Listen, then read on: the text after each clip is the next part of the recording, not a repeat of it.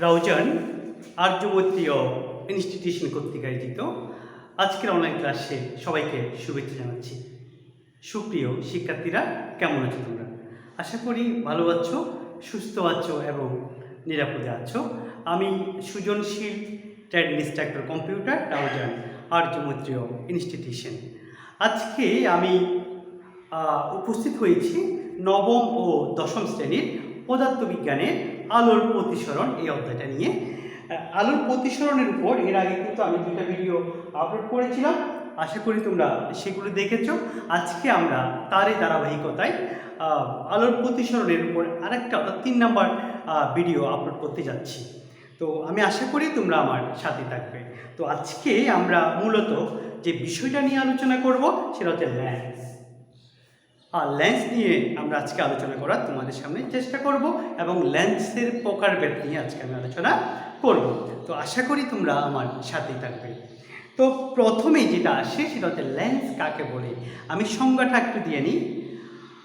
দুইটি গোলীয় পৃষ্ঠ দ্বারাই আবদ্ধ বা সীমাবদ্ধ স্বচ্ছ প্রতিসরক মাধ্যমকে লেন্স বলে।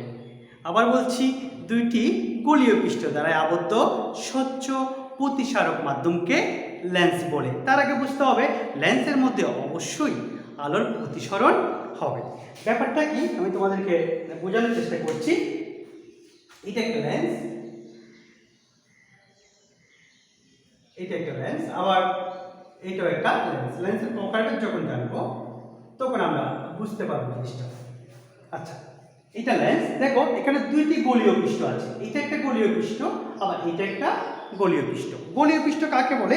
আমরা দেখেছিলাম যে পৃষ্ঠ কোনো একটা গোলকের অংশ তাকে আমরা গোলীয় পৃষ্ঠ বলি। আমরা মনে মনে এটাকে এভাবে ধরতে পারি, আমি একটু মুছে দিয়ে বুঝতে সুবিধা হবে। আমি এই পৃষ্ঠটাকে একটু মনোযোগ দিয়ে দেখি। আমরা এই পৃষ্ঠটাকে আমরা এই একটা গোলকের অংশ ধরতে পারি। এই একটা গোলকের অংশ হচ্ছে এই পৃষ্ঠটা, ওকে। আবার এই পৃষ্ঠটা হচ্ছে অন্য একটা গোলকের অংশ। এই গোলকের অংশ হচ্ছে এই পৃষ্ঠটা, এই পৃষ্ঠটা। তাহলে এখানে কয়টি গোলীয় পৃষ্ঠ হলো বলো তো? অবশ্যই এখানে দুটি গোলীয় পৃষ্ঠ হলো এবং এই গোলকের একটি কেন্দ্র থাকবে, কারণ আমরা জানি এটা হচ্ছে বক্রতার কেন্দ্র। আবার এই গোলকের একটা কি থাকবে? কেন্দ্র থাকবে। লেন্সের মধ্যে তাহলে দুইটি কেন্দ্র থাকবে, এটাকে আমরা বলবো বক্রতার কেন্দ্র। এবং এই বক্রতার কেন্দ্র দুটোকে সংযোগ করলে যে রেখাটা পাবো সেটা হচ্ছে প্রধান অক্ষ। সেটা হচ্ছে কি? প্রধান অক্ষ। সেটা কি আমরা পরবর্তীতে প্রধান অক্ষটা নিয়ে আলোচনা করব। আমি আপাতত বোঝাচ্ছি তোমাদেরকে দুইটি গোলীয় পৃষ্ঠ দ্বারা আবদ্ধ স্বচ্ছ জিনিসটা কি? যেটা একদিক থেকে অন্যদিকে দেখা যাবে। প্রতিসারক জিনিসটা কি? যেখানে আলোর প্রতিসরণ হবে, এটাকে আমরা লেন্স বলবো। তাহলে আমি আবার বলছি, এখানে দুইটি গোলীয় পৃষ্ঠ আছে, এটা একটা গোলীয় পৃষ্ঠ আছে, এটা একটা গোলীয় পৃষ্ঠ আছে। এবং আমি যদি এটাও আঁকি, এইভাবে আঁকি, তাহলে এখানে দুটি গোলীয় পৃষ্ঠ আছে। এটা একটা গোলীয় পৃষ্ঠ, এটা একটা গোলীয় পৃষ্ঠ, আবার এটা একটা গোলীয় পৃষ্ঠ। এটা হচ্ছে এই গোলকের অংশ, একটা গোলকের অংশ, আবার এটা হচ্ছে এই গোলকের অংশ। এখানে একটা কেন্দ্র থাকবে, এখানে একটা কেন্দ্র থাকবে। এই দুটোকে যোগ করলে যেটা পাবো সেটা হচ্ছে প্রধান অক্ষ। তাহলে আমরা বলতে পারি দুইটি গোলীয় পৃষ্ঠ দ্বারা আবদ্ধ স্বচ্ছ প্রতিসারক মাধ্যমকে আমরা কি বলবো? লেন্স বলবো।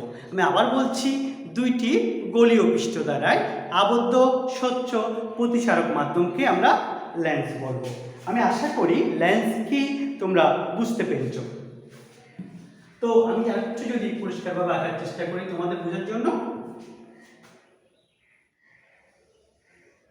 একটা গোলীয় পৃষ্ঠ, এই একটা গোলীয় পৃষ্ঠ, আবার এটা একটা গোলীয় পৃষ্ঠ, আবার এটা একটা গোলীয় পৃষ্ঠ।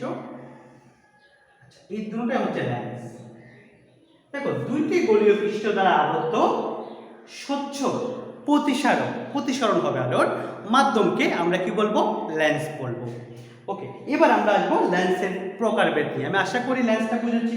লেন্সের আলোক কেন্দ্র, প্রধান অক্ষ, তারপর প্রধান ফোকাস, তারপর আমরা যেটা বলি এইগুলো নিয়ে আমরা ফোকাস দূরত্ব, এগুলো নিয়ে আমরা পরবর্তী ক্লাসের মধ্যে আলোচনা করব। আজকে আমার উদ্দেশ্য হচ্ছে তোমাদেরকে লেন্স কি এবং লেন্সের প্রকারভেদ সম্পর্কে বুঝিয়ে দেওয়া। তো আমরা লেন্স কি সেটা জানলাম। আমি আবার বলছি, দুইটি গোলীয় পৃষ্ঠ দ্বারা আবদ্ধ স্বচ্ছ প্রতিসারক মাধ্যমকে লেন্স বলে।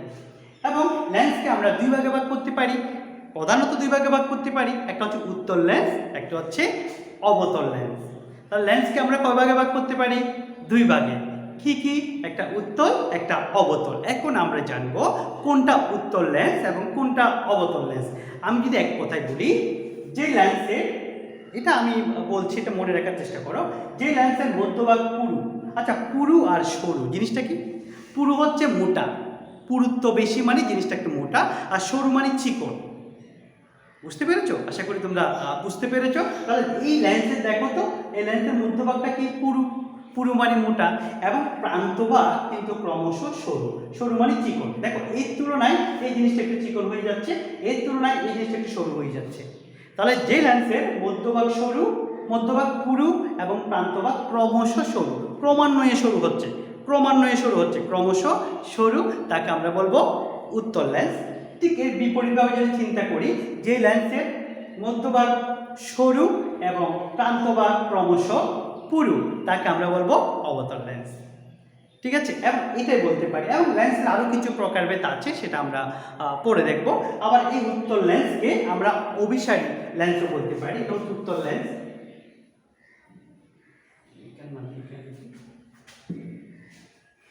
এটা উত্তল,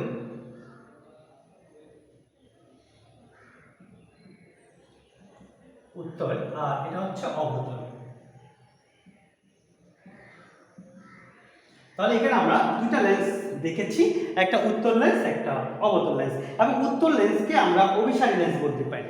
কি বলতে পারি? উত্তল লেন্সকে আমরা অভিসারী লেন্স বলতে পারি, আর অবতল লেন্সকে আমরা অপসারী লেন্স বলতে পারি। এখন উত্তল লেন্সকে কেন অভিসারী লেন্স বলা হয়, অথবা অভিসারী লেন্স কাকে বলে, অথবা উত্তল লেন্স কাকে বলে, সেই সংজ্ঞাটা আমি অন্যভাবে দেওয়ার চেষ্টা করছি। দেখো আমি বলেছিলাম এটা হচ্ছে প্রধান অক্ষ, প্রধান অক্ষ। এটা আমি পরবর্তী ভিডিওর মধ্যে আলোচনা করার চেষ্টা করবো। অর্থাৎ আমি যদি এটা কেন্দ্র C1 ধরি, এটা যদি C2 ধরি বক্রতার কেন্দ্র, তাহলে C1 এবং C2 যে সংযোগ যুক্ত হয়েছে যে রেখার মাধ্যমে, তাকে আমরা বলবো প্রধান অক্ষ। এবং আমি যদি এখানে একটা লম্বলম্বী রেখা আঁকি, তাহলে এখানে যে বিন্দুটা পেয়েছি সেটা হচ্ছে বক্রতার আলোক কেন্দ্র। এটাকে আমরা C দ্বারা লিখবো, আলোক কেন্দ্র। আচ্ছা, সেটা উদ্দেশ্য না, আমার এটা বোঝানোর উদ্দেশ্য। পরবর্তী ক্লাসের মধ্যে এই জিনিসটা আমি আলোচনা করব। তাহলে দেখো আমি যেটা বললাম অভিসারী কেন, একটা আলোক রশ্মি এদিকে গেল এবং সেটা এদিকে চলে গেল, আর একটা আলোক রশ্মি এদিক দিয়ে গেল এবং সেটা এদিকে চলে গেল। যেহেতু অনেকগুলো আলোক রশ্মিকে উত্তল লেন্স একটি বিন্দুতে মিলিত করাচ্ছে, সেজন্য তাকে অভিসারী লেন্স বলা হয়। অর্থাৎ উত্তল লেন্স অনেকগুলো আলোক রশ্মিকে একটি বিন্দুতে মিলিত করে, যেহেতু একটি বিন্দুতে মিলিত করে, তাই তাকে আমরা অভিসারী লেন্স বলা হয়। তাহলে অভিসারী লেন্স কাকে বলে সেই সংজ্ঞাটা আশা করি তোমরা বুঝতে পেরেছো, বা উত্তল লেন্সের সংজ্ঞাটাও এভাবে দিতে পারবে, যে লেন্স অনেকগুলো আলোক রশ্মিকে প্রধান অক্ষের উপর একটি বিন্দুতে মিলিত করে, তাকে অভিসারী লেন্স বা উত্তল লেন্স বলা হয়। আর অবতল লেন্সের ক্ষেত্রে কি হচ্ছে, এটা আমি এগুলোকে আমি C1 ধরতে পারি, এটাকে আমি C2 ধরতে পারি, তারপর এটা হচ্ছে লম্বা যদি রাখতে, এটা হচ্ছে আলোক কেন্দ্র, আমার আলোক কেন্দ্র। এবং অবতল লেন্স ক্ষেত্রে কি হবে, দেখো একটা আলোক রশ্মি অবতল লেন্স থেকে দূরে সরে যাবে, প্রতিফলিত রশ্মিটা কেন দূরে সরে যাবে সেটা পরবর্তী ক্লাসে আমরা আলোচনা করব। এটা দূরে সরে যাবে এবং দেখো এমনভাবে সরবে যেন মনে হয় এটা এই বিন্দু থেকে অবস্থিত হচ্ছে, তাই এটাকে অপসারী লেন্স বলা হয়। তো আমি আশা করি তোমরা লেন্স কাকে বলে, উত্তল লেন্স কাকে বলে এবং অবতল লেন্স কাকে বলে তোমরা বুঝেছো। এরপরও লেন্সের আরও কিছু প্রকারভেদ আছে, যেমন এটাকে আমরা বলতে পারি দ্বি-উত্তল লেন্স। এখন উত্তল অবতল পৃষ্ঠ সেটা আমি দর্পণের মধ্যে তোমাদেরকে ভালোভাবে বুঝিয়ে দেওয়ার চেষ্টা করেছি, কোনটা উত্তল পৃষ্ঠ কোনটা অবতল পৃষ্ঠ। তাহলে আমি এখানে দ্বি-উত্তল যে জিনিসটা দেখতে পাচ্ছি সেটা হচ্ছে দ্বি-উত্তল লেন্স। দ্বি-উত্তল মানে কি? উভয় পৃষ্ঠ উত্তল। আবার এখানে যেটা দেখতে পাচ্ছি সেটা হচ্ছে উভয় পৃষ্ঠ অবতল, তাহলে এটা হচ্ছে দ্বি অবতল লেন্স। তাহলে এটাকে আমরা বলতে পারবো দ্বি-উত্তল লেন্স, এটাকে দ্বি অবতল লেন্স। এটাকে আমরা বলতে পারবো সমতল উত্তল লেন্স। দেখো একটা পৃষ্ঠ সমতল আর একটা পৃষ্ঠ উত্তল, তাহলে এইটার নাম কি? সমতল উত্তল। আবার আমি যদি বলি একটা পৃষ্ঠ সমতল আর একটা পৃষ্ঠ অবতল, তাহলে এটাকে আমরা বলতে পারি সমতল অবতল লেন্স। তাহলে দ্বি উত্তল লেন্স, দ্বি অবতল লেন্স, সমতল উত্তল লেন্স এবং সমতল অবতল লেন্স আমরা দেখেছি। এবং এটা হচ্ছে একটা উত্তল লেন্স আর একটা অবতল লেন্স। এটা হচ্ছে উত্তল অবতল লেন্স, এটা হচ্ছে উত্তল অবতল লেন্স। আবার আমি যদি বলি এটা অবতল পৃষ্ঠ এবং এটা উত্তল পৃষ্ঠ, এটাকে বলে অবতল উত্তল লেন্স, অবতল উত্তল লেন্স। এইভাবে আমরা লেন্সগুলোকে মোটামুটি প্রকারভেদ হিসাবে এবারে এগুলো দেখাতে পারি। তার মধ্যে সবচেয়ে বেশি যে জিনিসটা আলোচনা হয় তোমাদের বইয়ের মধ্যে সেটা হচ্ছে উভয় উত্তল এবং উভয় অবতল। এই লেন্সটা নিয়ে দ্বি উত্তল বা দ্বি অবতল এই লেন্সটা নিয়ে বেশি আলোচনা হয়।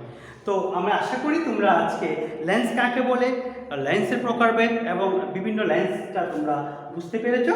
তো আশা করি এটা থেকে তোমাদের যে সমস্যাটা আছে সেই সমস্যাগুলো তোমরা সমাধান করতে পারবে। একটা জিনিস লক্ষ্য করবে, আমি কিন্তু আমার ভিডিওগুলো খুব ছোটো ছোটো করে দেওয়ার চেষ্টা করি, কারণ একমুখী ক্লাসের মধ্যে লং টাইম হলে অনেকেই হয়তো অনীহা জেগে যায়। সেই জন্য আমি চেষ্টা করি আমার ভিডিওগুলোকে ছোটো ছোটো করে দেওয়ার জন্য।